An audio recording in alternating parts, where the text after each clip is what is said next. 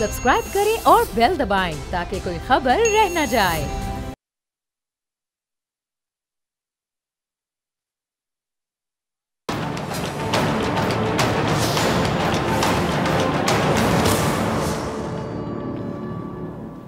बिस्मिल्लाहिर्रहमानिर्रहीम, अस्सलाम वालेकुम। आप देख रहे हैं प्रोग्राम ऐसे नहीं चलेगा और मैं हूं जवाद कमाल। पाकिस्तान की तरक्की में ओवरसीज़ पाकिस्तानी अपना भरपूर किरदार अदा कर रहे हैं। समंदर पार पाकिस्तानियों की जानिब से मार्च के महीने में रिकॉर्ड तरसीलात ज़र भेजने पर वज़ीर आज़म शहबाज शरीफ इंतहाई खुश हैं। उन्होंने इज़हार तशक्कुर भी किया है, लेकिन जो मुल्क में सियासी सूरत हाल है वो थोड़ी सी बिगड़ती हुई नज़र आ रही है। हुकूमत की अहम तरीन इत्तेहादी जमात पाकिस्तान पीपल्स पार्टी ने बिल्कुल क्लियर कर दिया है कि वो कैनाल्स के मामले पर हुकूमत से नाराज़ है और आइंदा किसी भी कानून साजी में हुकूमत का पार्लियामेंट में साथ नहीं देगी। इसके अलावा माइंस एंड मिनरल्स बिल को लेकर खैबर पख्तूनख्वा हुकूमत के तहफ़्फ़ुज़ात भी जूं के तू हैं। पाकिस्तान तहरीक इंसाफ की जानिब से ग्रैंड अपोजिशन अलायंस बनाने की तैयारियां भी की जा रही हैं। मुल्क में जो मुआशी सूरत हाल है और जो दहशतगर्दी की लहर है, इसके खिलाफ तमाम ही सियासी जमातों को एक प्लेटफॉर्म पर आना होगा, कोई मुश्तरका लाहेअमल अपनाना होगा। इसकी अशद ज़रूरत है, ना कि एक दूसरे के खिलाफ रस्साकशी की जाए। बहरहाल पाकिस्तान तहरीक इंसाफ सफ़बंदी की कोशिशों में है कि किसी भी तरीके से हुकूमत के खिलाफ एक मौसर ग्रैंड अपोजिशन अलायंस बनाया जा सके, लेकिन वो खुद ही तकसीम दर तकसीम का शिकार नज़र आ रही है। पार्टी में एक के बाद एक रहनुमा एक दूसरे के खिलाफ बयानबाजी करता नज़र आ रहा है। कभी किसी से ओहदा लिया जा रहा है तो कभी किसी को ओहदे पर लगाया जा रहा है। सिफारिशी कल्चर या फिर पार्टी में इस वक्त चल किसकी रही है, ये बिल्कुल सूरत हाल क्लियर नहीं है। इस अहम तरीन मामले पर बात करेंगे। हमें ज्वाइन किया है अपने मेहमानों का आपसे तारुफ करवाऊंगा। पाकिस्तान मुस्लिम लीग नून के सीनियर रहनुमा खेलदास कोहसानी साहब, बहुत बहुत शुक्रिया कोहसानी साहब प्रोग्राम में अपना कीमती वक्त देने के लिए। पाकिस्तान पीपल्स पार्टी से कादिर खान मंदुखेल साहब ने हमें ज्वाइन किया है। कादिर खान मंदुखेल साहब, आपका भी बहुत शुक्रिया। जबकि पाकिस्तान तहरीक इंसाफ से सेनेटर हुमायूं मोहम्मद साहब हमें ज्वाइन करेंगे। कोहसानी साहब, आपसे आगाज़ करना चाहूँगा। हुकूमत कोशिशें कर रही है मुआशी सूरत हाल से निकलने की और ओवरसीज़ पाकिस्तानीज़ की जानिब से रिकॉर्ड तरसीलात ज़र भी भेजी गई हैं। वज़ीर आज़म शहबाज शरीफ खुश भी हैं। दहशत गर्दों से भी आनी हाथों से निपटा जा रहा है। शटअप कॉल अफगानिस्तान को भी दी जा रही है।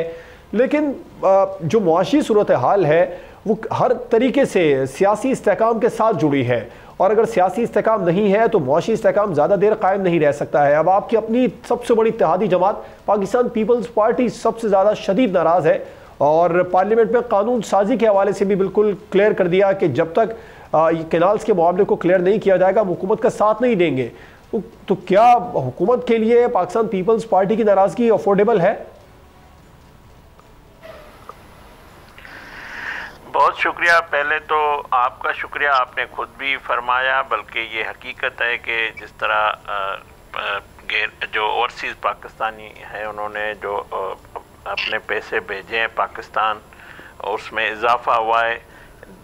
क्योंकि एक तरफ आपने देखा एक फितना जमात जो है उन्होंने उसके लीडर ने फसाद, जो फितना हमेशा फैलाता है, इंतशार फैलाता है, उन्होंने ओवरसीज़ में भी ये फैलाने की कोशिश की और कहा कि कोई भी पैसा लीगली नहीं भेजे। मगर उसकी कॉल जो थी मुस्तरद की इन मोहब्बतन पाकिस्तानियों ने, जिनको हमसे ज़्यादा ही शायद पाकिस्तान का दर्द है, वो पाकिस्तान से बाहर बैठकर अपने फैमिली, अपने ख़ानदान के साथ मुल्क के लिए भी सोचते हैं।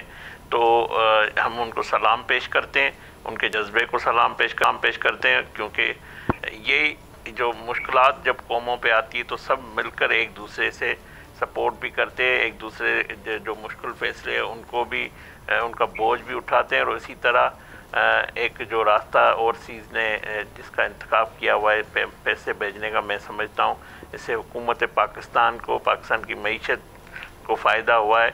तो जो बात आप कह रहे हैं कि पीपल्स पार्टी की नाराज़गी, देखें जमहूरियत में इख्तलाफ राय होता है।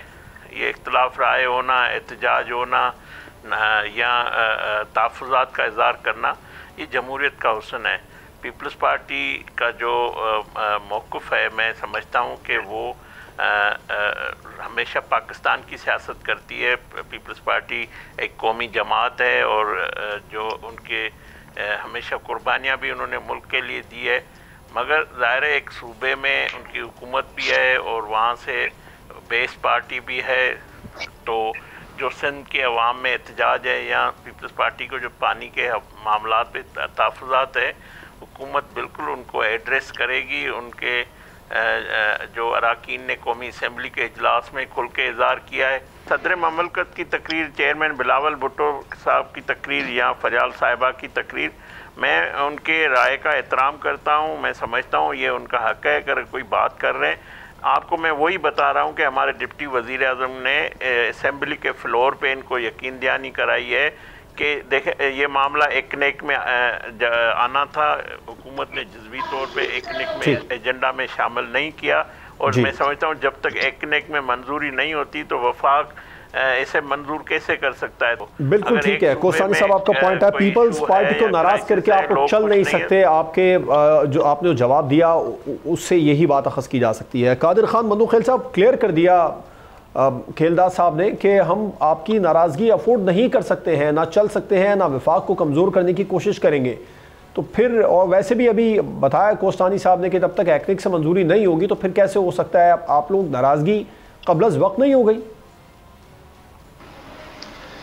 देखिए इलेक्शन 8 फरवरी के इलेक्शन से 12 घंटे पहले एकनेक से मंजूरी ये करवा चुके हैं, मगर निगरान हुकूमत ने ये शर्त लगा है कि ये CCI की मंजूरी से मशरूत होगी। उसके बाद जो 25 जनवरी 2025 को जो इरसा ने लेटर इशू किया था कैनाल के हवाले से, उससे हाई कोर्ट जो है ना वो उसको मुअत्तल कर चुकी है। दूसरी बात, तीसरी बात ये कि 7 अप्रैल को मंडे वाले दिन, पिछले मंडे को हमारी करारदाद पेश हुई है, और उस करारदाद के ऊपर जो है ना वो PTI भी वहाँ से चली गई है और MQM भी बाइकाट कर गया और मुस्लिम लीग नून ने भी मुंह मोड़ लिया। फिर 3 दिन बाद PTI ने वो करारदाद लाया जो कि मुतफ़क़ा तौर पे करारदाद सीनी असम्बली में पास हो चुका है, और फिर यही लारे लेपे देने के बाद आज स्पीकर ने इजलास को उस करारदाद से मुंह मोड़ने के लिए गैर मुअय्यन मुद्दत के तक जो है ना वो असम्बली के इजलास मुअत्तल कर दिए। तो इन सारी चीज़ों को मैं क्या कहूँ, इसहाक डार की तकरीर कहूँ या उज़्मा बुखारी की तकरीर समझूँ, तो आप खुद फैसला कर ले।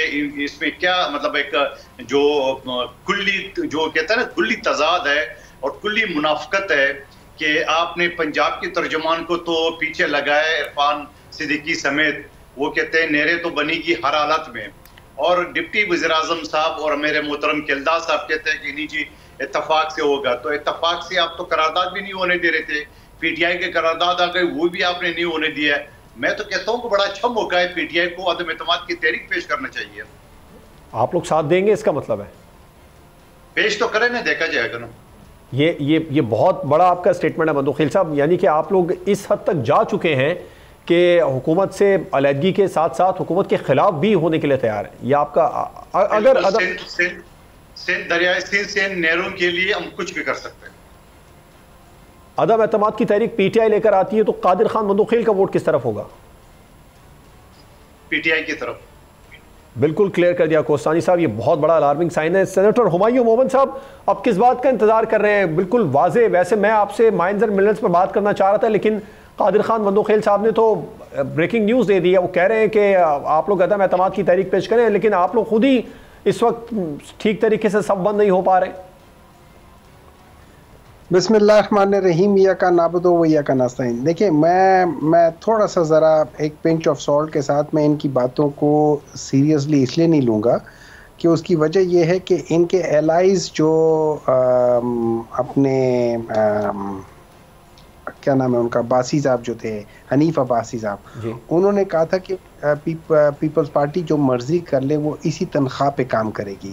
अच्छा, उसकी वजह एक चीज़ थी, उसकी वजह ये थी कि जिस बेसिस पे इन लोगों को गवर्नमेंट में या गवर्नमेंट के साथ एलाइज लाया गया था उनकी कोई वजूहात होंगी। ये वो वजूहात थी कि जिसके बेसिस पे आसिफ अली जरदारी साहब as a co chairperson of Pakistan Peoples Party, Asif Ali Zardari साहब जो कि सिंध का सब कुछ है, आसिफ अली जरदारी साहब वो को चेयरपर्सन है जो कि चेयरपर्सन की बातों को वीटो कर सकते हैं। अगर चेयरपर्सन कोई बात करता है, चेयरमैन कोई बात करता है, तो वो कहते हैं ये अभी बच्चा है, अभी इसको रहने दो। तो दैट मीन्स उनकी वेटेज ज़्यादा है इन डिसीजन मेकिंग।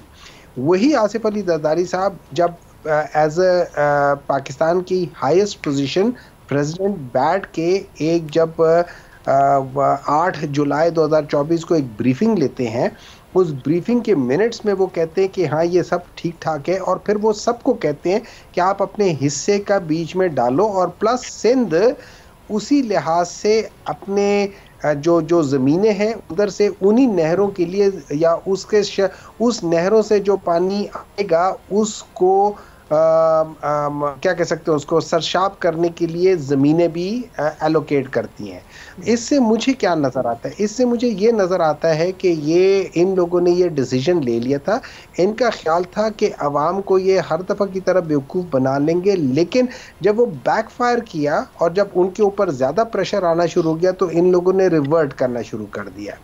मैं ये समझता हूँ कि इन लोगों में इतनी हिम्मत ही नहीं होगी कि ये वहाँ पे इस गवर्नमेंट के या इस सिस्टम के खिलाफ जाए, बिकॉज ये अब आपको और कितनी हिम्मत चाहिए हुमायूं मोहम्मद साहब? कादिर खान बंदूखेल साहब नेशनल टेलीविजन पर बैठकर कह रहे हैं कि अगर आप लोग अदम एतमाद की तहरीक लेकर आएंगे तो वो पीटीआई को वोट देंगे, तो हिम्मत थोड़ी सी आप लोग पकड़े ना, लेकर आए अदम एतमाद की तहरीक। अगर मैं कादिर बंदूखेल साहब की पार्टी में की जगह मैं एक डिसीजन मेकर हो रहा होता, मैं अपनी जो क्या कह सकते हैं सपोर्ट मैं विड्रॉ कर देता, मैं किसी और मतलब मैं फिर हुमायूं मोहम्मद साहब आपने अभी जिनका हवाला दिया हनीफ अब्बासी साहब का, डिसीजन मेकर तो वो भी नहीं है। सर मैं आपको ये बता रहा हूँ ना, यही बता रहा हूँ ना, अगर ये वाकई इनके वो कहते हैं ना वो क्या है तिलों में तेल है, तो फिर एक काम कर लेना, ये अपनी विड्रॉ कर देना, अपनी सपोर्ट विड्रॉ कर दे। सर मैं ये सवाल आपकी तरफ करना चाहूंगा कि तिलों में तेल पाकिस्तान तहरीक इंसाफ के है, जो पिछले हम 6 महीने से सुन रहे हैं कि ग्रैंड ऑपोजिशन अलायंस बनेगा, हुकूमत के खिलाफ आप लोग मौसर तहरीक चलाएंगे।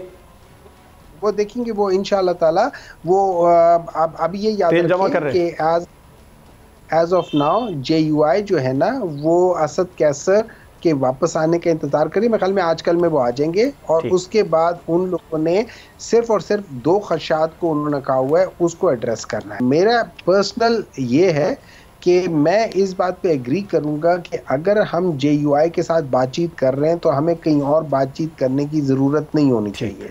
हमें पहले एक चीज़ को करके उसके बाद बाकी चीज़ें करना चाहिए। That is in principle, this is the right way of doing things. मैं इन प्रिंसिपल की बात कर रहा हूँ, ठीक है, वो चीज़ें कर रहा हूँ।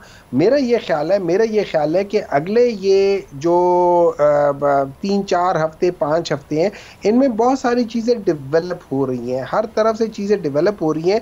अब ये ऊंट किस करवट बैठेगा इसके लिए थोड़ा सा हमें देखना पड़ेगा, थोड़ा सा रुकना पड़ेगा। हाँ, मैं भी चाहूंगा कि आप भी थोड़ा सा रुके जरा। मैं कोस्तानी साहब की तरफ वापस आऊंगा। कोस्तानी साहब, आप क्या समझते हैं? पाकिस्तान पीपल्स पार्टी ने शदीद नाराजगी का इजहार कर दिया। बंदूखेल साहब तो कह रहे हैं कि अगर अदम एतमाद की तहरीक PTI लाती है तो उनका वोट PTI की तरफ होगा। आप नहीं समझते हुकूमत को दोबारा से मुज़ाकरात की टेबल को सजाना चाहिए? पाकिस्तान तहरीक पीपल्स पार्टी को तो इंगेज करें, साथ में ऑपोजिशन की भी जमातों को इंगेज करें दोबारा से। देखें, मैं समझता हूँ जो बंदूखेल साहब है मेरे भाई हैं, बड़े अच्छा हमने मिलकर काम किया है लास्ट असेंबली में। मैं एज ए पॉलिटिकल वर्कर अगर इनकी जगह पे होता तो इस तरह का बयान कभी नहीं देता, क्योंकि ये फैसला क़यादत को करना होता है और उन्हीं का इख्तियार होता है, सवाबदीद होता है। या पीपल्स पार्टी के मैंने अपनी ज़ाती बिल्कुल आप कर सकते हैं। हाँ, तो मगर वो मेरे जो भाई सवाल पूछने वाले वो और सीरियसली लेके बैठे हुए कि पीपल्स पार्टी ने फैसला कर लिया है, और हुमायूं साहब से भी सर एक वोट तो गया ना। अगर टेक्निकली तौर पे देखा जाए तो एक वोट हुकूमत के लिए कीमती है। बंदूखेल साहब का तो एक वोट गया, उसको मैं सीरियस कैसे ना लूं? नहीं, बंदूखेल साहब इस वक्त असेंबली में नहीं है, और बाकी पार्टी में इसकी हैसियत है, पार्टी में बड़े सीनियर हैं, इनकी राय का एहतराम है मुझे, और ये बड़े पीपल्स पार्टी के वोकल लीडर हैं, वो बिल्कुल अपने ख्यालात का ज़ाती राय का इज़हार कर सकता है, मुझे कोई उस पर एतराज़ नहीं है। मगर मैं आपको बता रहा हूँ कि जो आप पीपल्स पार्टी के चेयरमैन जो डिसीशन मेकर है बिलावल भुट्टो जरदारी साहब, उनकी आप 4 अप्रैल की तकरीर सुन लें।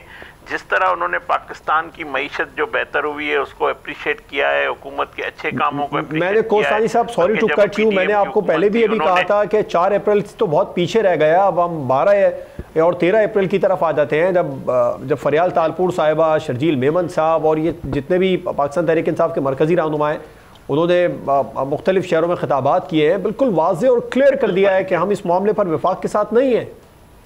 देखें, पीपल्स पार्टी के चेयरमैन हैदराबाद में 18 अप्रैल को जलसे आम से खिताब करने जा रहे हैं। एक एहतजाजी जलसा है, एक वो अपना पानी के हवाले से एक दफ़ा फिर ओपिनियन देंगे। फिर उसके बाद आगे भी उन्होंने ऐलान किया हुआ है सखर डिवीजन। तो बस मेरा आपसे कोसानी सब सवाल यही है, आप ये अच्छी बात है कि आपने अपने आप को इत्तेहादियों के बारे में इतना ज्यादा पता है कि वो कब जलसा कर रहे हैं। आपको बता रहा हूँ जी, वो ये चेयरमैन पीपल्स पार्टी या कोसी जमात उसका वो खिलाफ नहीं कर रहे हैं। वो ये कह रहे हैं कि जो ये कैनालों का मामला ये वापस लिया जाए, मैं सिंध की आवाम के साथ खड़ा हूँ, अपने सूबे के साथ खड़ा हूँ। बिल्कुल ठीक है, ये बात कर रहे हैं, ये जमहूरी बात है, तो इसमें खिलाफ की बात नहीं है और ये फोरम मौजूद है। कोस्तानी साहब, मेरा आपसे सवाल ही यही था कि हुकूमत क्या पॉइंट ऑफ नो रिटर्न की तरफ जाता हुआ देख रही है मामलात को, उसके बाद में बात करने की कोशिश करेगी, या फिर उससे पहले दोबारा से पीपल इंक्लूडिंग पाकिस्तान तहरीक इंसाफ एक मुज़ाकरात के लिए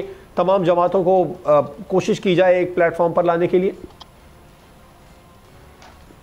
देखें, अल्टीमेटली पीपल्स पार्टी के दोस्त भी डिमांड यही कर रहे हैं, प्राइम मिनिस्टर कोई ओपिनियन दे या प्राइम मिनिस्टर आके बात करे। मैं समझता हूँ प्राइम मिनिस्टर एक जो आईनी फोरम है, अभी तक वफाक ने एकनिक में मैंने पहले भी कहा मंजूरी नहीं दी ना। प्राइम मिनिस्टर साहब ने बताया कि 8 फरवरी से 12 कुछ घंटे पहले आप लोगों ने इस पे दस्तखत करवा लिए थे। 7 फरवरी नहीं, ये निगरान हुकूमत का था, निगरान हुकूमतों ने ये फैसले किए हैं। और मैं एक बात और भी आपको आज वाजे कर दूं, देखें ये जो ग्रीन इनिशिएटिव का मंसूबा है, ये रियासत पाकिस्तान का मंसूबा है। इस ग्रीन इनिशिएटिव का कयाम CCI SIFC के कयाम के बाद आया है। SIFC हमने मिलकर Peoples Party, PMLN, JUIF, Mengal साहब, जो जमातें उस PDA में हुकूमत थी, हमने सब ने मिलकर ये फैसले किए। निगरान हुकूमत को डे टू डे बिजनेस का इख्तियार भी हमने कानून साजी करके मिल के दिया है। तो हम इस बहस में पढ़ना नहीं चाहते। बहस ये है कि इसका खुशअस्लूबी से हल निकाला जाए और वो आईनी फोरम CCI का है। आपको मैंने इतनी वाज़ेह बात रख दी है कि हमारी करारदाद, PTI की करारदाद के डर से मुस्लिम लीग नून ने कौमी असम्बली का इजलास मुलतवी कर दिया है। आप वो सवाल तो कर ही नहीं रहे हो। अच्छा, अब तो ये भी कोस्तानी साहब कह रहे हैं कि 18 अप्रैल को बिलावल भुट्टो जरदारी साहब हैदराबाद में जलसा करने जा रहे हैं। चेयरमैन आपकी पार्टी के, देखें उन्होंने तारीख याद रखी है की तारीफ करने के लिए, और वो कह रहे हैं पानी के मामले पर पोजीशन को क्लियर कर देंगे। आपके पास क्या इत्तलात है, क्या वो क्लियर कर देंगे कि हम वफाक के साथ हैं? तारीफ तो उन्होंने 4 अप्रैल चेयरमैन बिलावल भुट्टो साहब पाकिस्तान के लीडर हैं, वो पाकिस्तान की सियासी जमात है, वो सिंध का नुक्ते नज़र उन्होंने एड्रेस ज़रूर किया है, मगर उन्होंने जो पाकिस्तान में होने वाली बेहतरी है या जो हालात है उस पर रोशनी डाली है, आलमी लेवल पे जो मसाइल हैं उस पर बातचीत की। तो बिलावल भुट्टो साहब, मंदोखेल साहब, 18 अप्रैल को बिलावल भुट्टो जरदारी पानी के मामले पर वफाक के साथ खड़े होंगे? मेरे ख्याल में 4 अप्रैल से ज्यादा सख्त मौक़िफ़ के साथ बिलावल भुट्टो साहब आएंगे और मुस्लिम लीग नून की तारीफ नहीं करेंगे। यकीनन जो मुस्लिम लीग नून की अच्छी कारकर्दगी है उसकी तारीफ तो न चाहते हुए मुझे भी करना पड़ रहा है। तारीख में इस महीने जो है ना, पिछले महीने $4 अरब जो है ना वो ज़र मुबादला आ चुका है। ये तो वाकई लगी, लेकिन ये जो $4 अरब जो मुस्लिम लीग नून या हुकूमत खुश हो रही है, ये तो वो ओवरसीज है जो अपने घरों को बेच रहे हैं। यकीनन इमरान खान साहब के मुतालबे को रद्द किया है, मगर वो अपने घरों को बेच रहे हैं, न वो हुकूमत पाकिस्तान को बेच रहे हैं, न मुझे और आपको बेच रहे हैं। लेकिन पाकिस्तान का ज़र मुबादला उससे बेहतर हो रहा है। 18 अप्रैल को जो बिलावल साहब तकरीर करेंगे, वो फिर जरा सुनिए कि बिलावल साहब कहना क्या चाह रहे हैं। मैं फिर दोबारा सवाल रिपीट करूं, जहां करारदाद 7 अप्रैल का हमारा और 2 दिन पहले PTI के, वो करारदाद की डर की वजह से इन्होंने असम्बली का इजलास क्यों मुलतवी किया है? मेरे तो सवाल आपके सामने ये है, मुस्लिम लीग नून एक वाज़ेह जवाब क्यों नहीं देता है? जवाब वो तो कहते हैं या है या नहीं है। शॉर्ट कीजिएगा, मोहम्मद साहब भी इंतजार कर रहे हैं। उस्मा बुखारी के जरिए ये दाएं बाएं करने की जरूरत नहीं है। आप अपना मौक़िफ़ बयान कर ले, वज़ीर आज़म अपना मौक़िफ़ कर ले कि वो कैनाल बनाएंगे या नहीं। अगर बनाएंगे तो हम उनके साथ नहीं है, अगर नहीं बनाएंगे तो हम उसको सपोर्ट करेंगे। कोसानी साहब शॉर्ट कीजिए, मैं मोहम्मद साहब की तरफ आना। देखें, बात यह कि जब स्पीकर साहब के पास आपकी करारदाद आई है, स्पीकर साहब ने उस पर एक नोट भी लगाया, वो भी आप पढ़ लें। उसमें कहा है कि आपका नुक्ते नज़र जो अराकीन ने है पेश किया है, उस हुकूमत ने भी उसको रेस्पॉन्स किया है। इजलास कोई करारदाद की वजह से मुलतवी नहीं हुआ है। और स्पीकर साहब नहीं, करारदाद जो है ना वो नोटिंग के लिए या तकरीर के लिए होता है या करारदाद पास या रिजेक्ट होता है, खुदा का वास्ता। चले, मैं मोहम्मद साहब की तरफ जाने से पहले बंदूकखैल साहब आपकी तरफ एक और सवाल थ्रो करता हूं। अगर पाकिस्तान तहरीक इंसाफ जो अपोजिशन की ऑल पार्टीज कॉन्फ्रेंस बुलाने की कोशिश कर रही है, उसमें पाकिस्तान पीपल्स पार्टी को उन्होंने मदऊ किया, तो पीपल्स पार्टी जाएगी? किस हवाले से? अपोजिशन की ऑल पार्टीज कॉन्फ्रेंस बुलाने के लिए पाकिस्तान तहरीक इंसाफ की तरफ से कोशिशें की जा रही हैं। अगर पाकिस्तान पीपल्स पार्टी को भी कोई, देखिए मेरा फिर मैं दोबारा कहूंगा, मैं पार्टी का तर्जुमान नहीं हूं, लेकिन मेरा जाती ये ख्याल है कि पीपल्स पार्टी के हर सियासी फोरम का बायकॉट नहीं करते, न करना चाहिए। पीपल्स पार्टी का वो करती है, इसको अप्रिशिएट करती है। और हमने बिलावल साहब ने पहले भी कहा, जहां पीटीआई ने बायकॉट की थी सलामती कमेटी का, बिलावल साहब ने ये रिपीट किया कि दोबारा मीटिंग बुलाई जाए। हम तो इस चीज की हामी है कि पीटीआई को सियासी तौर पे एंगेज कर ले। मगर इससे पहले जो मोमन साहब की बातें आपने सुनाई, आप मुझे बता दें कि हम हुकूमत के इत्यादी या सपोर्टर जो नाम दें, मेरी जाती राय आपके सामने आ गई, मगर मोमन साहब सख्त मुखालिफ होते हुए भी उसने अपने व्यूज। मोहम्मद साहब शॉर्टली आपका कमेंट चाहूंगा कि एक तो ये कि जिस तरह आप लोग ग्रैंड ऑपोजिशन अलायंस बनाने का कह रहे हैं, इंतजार पार्टी के कारकुनान भी कर रहे हैं और सबको ही आप लोगों ने आगे लगाया बनाएंगे, ये ग्रैंड ऑपोजिशन अलायंस पहले बनेगा या फिर पार्टी में फॉरवर्ड ब्लॉक पहले बन जाएगा? पाकिस्तान तहरीक इंसाफ का जो सिस्टम है वो इलेक्टेबल्स के ऊपर बेस्ड नहीं है, वो बेस्ड है पार्टी की ओनरशिप के ऊपर। पार्टी किस कैंडिडेट का ओनरशिप लेती है। अच्छा, उसकी मैं मिसाल इस लिहाज से देता हूँ कि जो बड़े लोग हैं, फॉर एग्जांपल नबील कबूल जो है, वो जहाँ मर्जी जब भी वो खड़े होते हैं, जिस मर्जी पार्टी से खड़े होते हैं, वो जीत जाते हैं। लेकिन अगर कोई ऐसा शख्स हो जो पीटीआई में आया हो, फॉर एग्जांपल जैसे परवेज खटक थे, जैसे जहांगीर तरीन थे, ये जब पीटीआई में आ जाते हैं और उसके बाद ये लोग ये समझते हैं कि वो जीत गए हैं, तो वो एक्चुअली पीटीआई के वोट्स होते हैं। जब पीटीआई अपने वोट से अपना हाथ ऊपर से हटा लेती है तो उनके मुकाबले में कोई आम सा आदमी भी ने जीत जाता है। सो पीटीआई के अंदर फॉरवर्ड ब्लॉक नहीं बन सकता, कम से कम सामने नहीं बन सकता। अगर वो छुप कर ऑपरेट कर रहा है, कभी ना कभी उसने सामने आना है, वो नहीं चल सकेगा, वो 5 मिनट नहीं चल सकेगा। हाँ, उस एक वोट के लिए शायद वो कुछ एक चीज के लिए करके अपनी अफादियत खो देगा, लेकिन वो उस तरह होगा जो एक दफा चल जाएगा लेकिन दोबारा नहीं चल सकेगा। पाकिस्तान तहरीक इंसाफ में फॉरवर्ड ब्लॉक बन नहीं सकता, बनेगा भी नहीं। ठीक है, नहीं बन सकता और बनेगा भी नहीं। सेनेटर हुमायूं मोहम्मद साहब, कादिर खान बंदूकखैल साहब, खेलदास कोहस्तानी साहब प्रोग्राम में हमारे साथ मौजूद थे। तमाम मेहमानों का बहुत शुक्रिया। नाज़रीन, मुझे अब ब्रेक पर जाना और ब्रेक के बाद प्रोग्राम को आगे बढ़ाएंगे।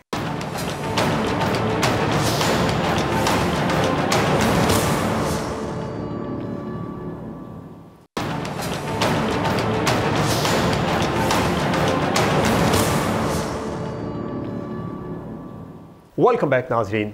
अमरीकी साख्ता जदीद anti tank missile system FGM-148 जावेलियन, जो दुनिया के ख़तरनाक तरीन जदीद तरीन फायर एंड फॉरगेट हथियारों में शुमार होता है और अब कलअदम तहरीक तालिबान पाकिस्तान TTP जैसे शिद्दत पसंद गिरोहों के कब्जे में है। ये इंकशाफ हालिया आर्म्स सर्वे में रिपोर्ट में सामने आया है, जिसके मुताबिक अफगानिस्तान से अमरीकी अफवाज के इनखला के बाद तालिबान ने न सिर्फ ये जदीद हथियार अपने कब्जे में लिए, बल्कि इन्हें दीगर शिद्दत पसंद तंजीमों को भी मुंतकिल करना शुरू कर दिया है।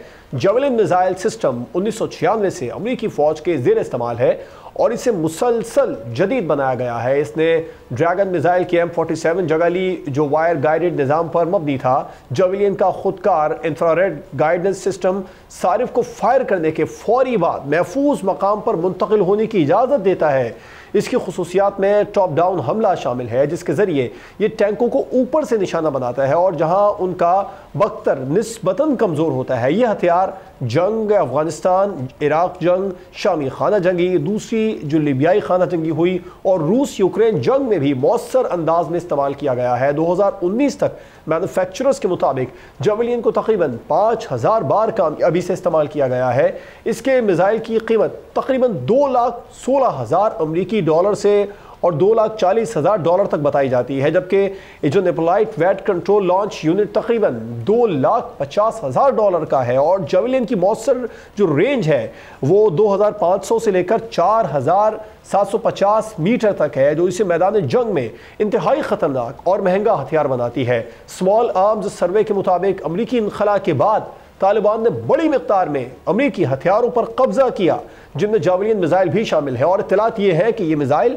अब तहरीक तालिबान पाकिस्तान और दीगर शिद्दत पसंद गिरोहों को फराहम किए जा रहे हैं, जो पाकिस्तान में दहशतगर्दी की कार्रवाइयों में इस्तेमाल किए जा सकते हैं। हैरान कुन तौर पर TTP ने अपने सोशल मीडिया चैनल्स पर न सिर्फ इस हथियार की मौजूदगी का इंदिया दिया, बल्कि यूक्रेन जंग से ली गई जावलिन मिसाइल की तस्वीर भी शेयर करके यह तासुर देने की कोशिश की कि यह मोहलिक हथियार अब उनके कब्जे में है। अगरचे इन तस्वीर की असल तस्दीक नहीं हो सकी है, ताहम शिद्दत पसंद तंजीम की जानिब से ऐसे दावे खुद एक ख़तरनाक रुझान की निशानदही करते हैं।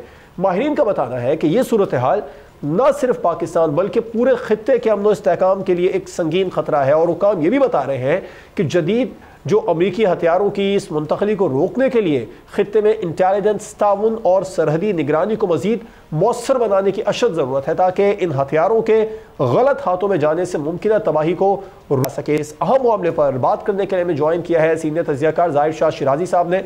बहुत बहुत शुक्रिया ज़ाहिर शाह शिराजी साहब अपना कीमती वक्त हमें प्रोग्राम में देने के लिए। ये हथियार किस कदर ख़तरनाक है, अगर तालिबान के हाथ में है पाकिस्तान के ख़िलाफ़ भी इस्तेमाल हो सकते हैं, और आप क्या समझते हैं क्या स्ट्रेटजी अब हमें अपनानी चाहिए? देखिए, मेरे ख्याल में सिर्फ यही हथियार नहीं है, तकरीबन 3 लाख के करीब जो है वो स्मॉल आर्म्स हैं और 26,000 इस किस्म के हैवी वेपन्स हैं, जो कि इस वक्त जब अमरीकी और इत्तेहादी अफवाज छोड़ के गए हैं, और ये बाकायदा सिगार की रिपोर्ट है, GIT इंडेक्स की रिपोर्ट है, साथ साथ जो लोकल अफगान आर्म्स वॉच जो है उन्होंने रिपोर्ट किया है कि ये हथियार तकरीबन इसमें 61,000 गाड़ियां भी हैं, बख्तरबंद गाड़ियां हैं, दूसरा जो शोल्डर टू कहते हैं एयर फाइट करने वाले मिसाइल्स हैं, प्रोपेलर ग्रेनेड्स हैं, मेरे पास अगर डिटेल आपको बताऊं तो M24 गन्स हैं, इसके अलावा MI16A4 गन्स हैं, जो हाईली हीट सिंकिंग और सोफिस्टिकेटेड किस्म की हथियार हैं। और पाकिस्तान के खिलाफ इस्तेमाल किया हमने देखा कि जो शुमाली और जनूबी वज़ीरिस्तान में अटैक्स हुए हैं उसमें बाकायदा जो है हीट सिंकिंग स्नाइपर गन्स इस्तेमाल की गई हैं, नाइट विजन गॉगल्स इस्तेमाल की गई हैं, और बाकायदा उनकी वीडियोस बनाकर फिर TTP और दूसरे जो दहशतगर्द ग्रुप हैं उन्होंने इसको अपलोड भी किया, जिसको मतलब पाकिस्तान के खिलाफ ये इस्तेमाल हो रहा है। लेकिन एक खतरनाक सूरत हाल ये है कि बाकायदा अब अफगान तालिबान और जो ग्रुप्स हैं वहाँ पे, जिनमें मुख्तलिफ ग्रुप्स हैं, BLA है, फिक्र अल-खवारिज TTP है, TIP है, इन ग्रुपों ने भी ये बाकायदा जो है वो इनकी खरीदारी और खरीदो फरोख्त जारी है। दूसरा जो रूट इस्तेमाल किया जा रहा है, सॉरी टू कट यू ज़ाहिर साहब, खरीदो फरोख्त के लिए बहुत भारी भरकम रकम दरकार है।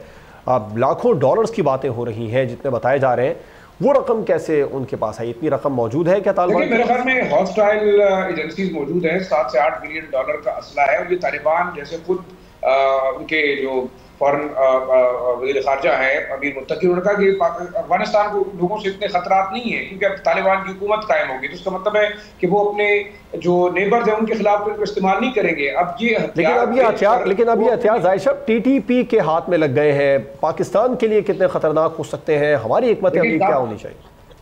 मेरे ख्याल में देखिए, हमारी हिकमत अमली तो बड़ी वाज़ेह है, हमारे साबिका IG थे, हमारे मौजूदा IG थे, हमारा फॉरेन मिनिस्टर थे, इसके अलावा जो खुसूसी एम्बेसडर हैं सादिक, उन्होंने जाके बाकायदा कन्वे किया कि ये हथियार जो NATO और ईस्ट आर्म फोर्सेस हैं वो पाकिस्तान के खिलाफ इस्तेमाल हो रहे हैं, और खतरा ये है कि अगर हैवी हथियार इस्तेमाल होने शुरू हुए तो मेरे ख्याल में एक बड़ी जंग इस खित्ते में छिड़ सकती है। एक और एडिशनल चीज़ मैं आपको बताऊं, बल्कि ये हथियार तो अब अफगानिस्तान से होते हुए जो ड्रग रूट है, और ख़ासतौर पर जो कालीन जिस रूट्स के थ्रू जाते हैं, स्मगल होते हैं, वो थाईलैंड में है, फिलीपीन में है, इवन ये कहा जा रहा है कि वो इंडियन कश्मीर में भी इस्तेमाल हुए हैं। तो इसका मतलब तो ये हुआ कि ये हथियार अब फैल रहे हैं, दे आर ऑन सेल। और सबसे जो खतरनाक सूरत हाल है वो ये है कि इसका कोई रिकॉर्ड नहीं है। अब अमेरिकन तो कहते रहे कि 7 से 8 बिलियन डॉलर का हमने असला छोड़ा है, इसमें तकरीबन उनके अपनी एस्टिमेट के मुताबिक कम से कम 80,000 गाड़ियां हैं, कम से कम 70-80 हज़ार हैवी वेपन्स हैं, 3 से 4 लाख तक स्मॉल आर्म्स हैं जिसमें मुख्तलिफ किस्म की गन्स हैं। तो ये छोटी गन्स तो अवेलेबल है आपको मार्केट में। और देखें जो खतरनाक सूरत हाल है वो ये है कि AK-47 के बाद जितने लीथल हथियार हैं जो कि अमेरिकन मरीन्स के पास थे वो इस वक्त दहशतगर्दों के पास है, और वो तमाम हॉस्टाइल ग्रुप जो कि किसी भी दुनिया के खित्ते के अंदर दहशतगर्दी या एंटी स्टेट एक्टिविटीज के अंदर मुलविस हैं, मेरे ख्याल में उनको ये हथियार पहुंच रहे हैं। और पैसा आपको देखें, ड्रग माफिया पैसे दे रहे हैं, हॉस्टाइल ममालिक दे रहे हैं जिसमें रा ऑन द टॉप है, मुसाद ऑन द टॉप है, और वो लोग जो कि खुसूसन पाकिस्तान मुखालिफ तंजीम है। बिल्कुल आपने दुरुस्त फरमाया ज़ाहिर शाह शिराजी साहब, लेकिन हमने देखा कि ये हथियार अफगान वॉर, फिर इराक वॉर, इसके अलावा शामी खाना जंगी और रशिया और यूक्रेन की जो कॉन्फ्लिक्ट चल रहा है वहाँ पर भी इस्तेमाल हुए। और 2019 के बाद जो सर्वे रिपोर्ट है उसके मुताबिक 5000 बार कामयाबी से इन हथियारों को इस्तेमाल किया गया। तो पाकिस्तान के अलावा रीजन के दीगर ममालिक के लिए भी ख़तरनाक हो सकते हैं। देखिए मेरे ख्याल में ईरान ने अपनी कंसर्न शो की है, सेंट्रल एशियन रिपब्लिक्स जो है ना वो परेशान है। चाइना ने बाकायदा अफगान तालिबान को कन्वे किया है कि तकरीबन 200 से लेके 800 तक जो तुर्किस्तान इस्लामिक पार्टी या यूगर मिलिटेंट्स हैं उनको उनके हवाले किया जाए। और एक बड़ी अजीब सी बात यह कि जब से ये नेक्सस बनाए, देखिए 25 के करीब दहशतगर्द तंजीमें इस वक्त अफगानिस्तान के अंदर मौजूद हैं। 16 पाकिस्तान के खिलाफ काम कर रही है, एक चाइना के खिलाफ काम कर रही है, दूसरा आप उज्बेकिस्तान और ताजिकिस्तान के दहशतगर्द यहाँ मौजूद है, चेचन्स हैं। तो ये तमाम लोग वो हैं। और दूसरा देखिए इसमें अहम चीज़ ये है कि ये हथियार तमाम के तमाम अफगान तालिबान के पास नहीं है। जब यहाँ से अमेरिका निकला तो ये दहशत ग्रुप जहाँ जहाँ मौजूद थे, जिनमें दाइश था, अलकायदा था, TTP के मुख्तलिफ ग्रुप्स थे, इसके अलावा आपका TIP था। तो जहाँ जहाँ जिसको मौका मिला उन्होंने उन हथियारों को कब्जा किया। तो अब मेरे ख्याल में ये हथियार ऑन ओपन सेल है, बहुत खतरनाक सूरत हाल है देखिए खित्ते के ममालिक के लिए भी। और अमेरिका मेरे ख्याल में, मुझे तो मेरी राय ये है, शायद गलत भी हो सकती है, कि इंटेंशनली इतना बड़ा बारूद का ढेर यहाँ पे छोड़ के गए हैं, क्योंकि ना कोई रिकॉर्ड रहा है, ना कोई हैंडिंग ओवर हुई है। तो अब ये बिल्कुल ऐसी है। तो जाहिर साहब अब इन जदीद अमरीकी जंगी हथियारों के इस्तेमाल को रोकने के लिए आप क्या समझते हैं? इंटेलिजेंस ताउन की बाहमी ज़रूरत है ममालिक को, और हमें भी अब सरहदी निगरानी को मजीद सख्त करना होगा। क्या इक़दाम किए जाने चाहिए? देखिए मेरे ख्याल में आपके पास स्मगलिंग रूट्स मौजूद हैं, आपके पास ड्रग माफिया मौजूद है, आपके पास इलिसिट रूट्स हैं जिसके थ्रू ह्यूमन स्मगलिंग होती है, ड्रग स्मगलिंग होती है। ड्रग स्मगलर, ह्यूमन स्मगलर और वेपन स्मगलर, ये एक नेक्सस है। और मेरे ख्याल में देखिए इस वक्त पॉपी के बाद और अफीम के बाद जो सबसे बड़ा अफगान तालिबान के लिए पैसा कमाने का जरिया है वो ये वेपन्स हैं। और उनको मेरे ख्याल में कोई शायद आप रोक भी नहीं सकता, क्योंकि वो समझते हैं कि जो हथियार उनके हाथ में है ये स्टेट का हथियार नहीं है। जो लोकल कमांडर्स हैं वो अंदर सेंट्रल कमांड नहीं है। दूसरा देखें, अफगानिस्तान के अंदर जो तालिबान के ग्रुप्स हैं, चाहे कंधारी ग्रुप है, चाहे वो हकानी ग्रुप है, उनका अपना अपना क्लाउट है। तो इस वक्त अगर आप देखें तो अफगानिस्तान के अंदर एक सेंट्रलाइज्ड हुकूमत नहीं है जिसको आप रिस्पॉन्सिबल ठहरा सकते हो। तो मेरे ख्याल में तमाम दुनिया के लिए एक बहुत बड़ा एक खतरा है। और जैसे कि अमरीकी सदर ने कहा कि हम अपने वेपन्स वापस लेंगे, अब लेंगे कैसे, ये एक बड़ा अहम सवाल है, क्योंकि यहाँ स्प्लिंटर ग्रुप हैं, उनके स्मॉल ग्रुप्स है, फिर रीजनल ग्रुप्स है, और हर एक ये दावा करता है कि ये माले गनीमत उनके हाथ आ गया है और वो जैसे इसको यूज करना चाहें वो यूज करेंगे। दूसरा एक आखिरी चीज मैं जो बताना चाहूंगा वो ये है कि यहाँ पे बाकायदा इन स्मॉल आर्म्स और इवन आप देखें 300 के करीब मुख्तलिफ किस्म के यहाँ पे जहाज और हेलीकॉप्टर यहाँ पे रह गए। ये भी इतलात आ रही है कि जो इंडियन एरोटेक इंजीनियर है उनके साथ भी तालिबान ने रब्ता किया कि इन हथियारों को या जो जंगी साजो सामान है, खासतौर पर जो एयर असॉल्ट के लिए यूज हो सकता है, उसको आप हमें रेक्टिफाई करके दें। वेपन्स की ओवरहालिंग और उनको दोबारा जो है वो सही हालत में लाने के लिए स्मॉल छोटी छोटी फैक्ट्रियां और वो जो यहाँ पे कारीगर थे उनको अफगान तालिबान वापस बुला रहे हैं। तो मेरे ख्याल में देखिए ये 7-8 बिलियन डॉलर एक बहुत बड़ी रकम है जो कि इस वक्त काबुल गवर्नमेंट की ऑपरेशनल एक्टिविटीज के लिए उनके काम आ सकती है। लेकिन इससे जो खतरा है वो ये है कि आपके रीजनल ममालिक भी खतरे से दो चार रहेंगे, आपका जो बाकी हॉस्टाइल ममालिक देखें इस पे रिपोर्ट्स आ रही हैं। बिल्कुल ठीक है, खता कलामी की माजरत चाहूँगा, प्रोग्राम का वक्त खत्म हुआ। ज़ाहिर शाह शिराजी साहब प्रोग्राम में मौजूद है, आपका बहुत बहुत शुक्रिया। प्रोग्राम आपने देखा नाजरीन, ये खतरनाक और जदीद अमरीकी हथियार TTP के हाथ लग चुके हैं। वज़ीर आज़म शहबाज शरीफ ने अफगान हुकूमत को शटअप कॉल तो दे दी है, लेकिन मुज़ाकरात भी बहुत ज़रूरी हैं और मुज़ाकरात के साथ मौसर कार्रवाई की भी अशद ज़रूरत है। इजाज़त दीजिए, अल्लाह हाफ़िज़।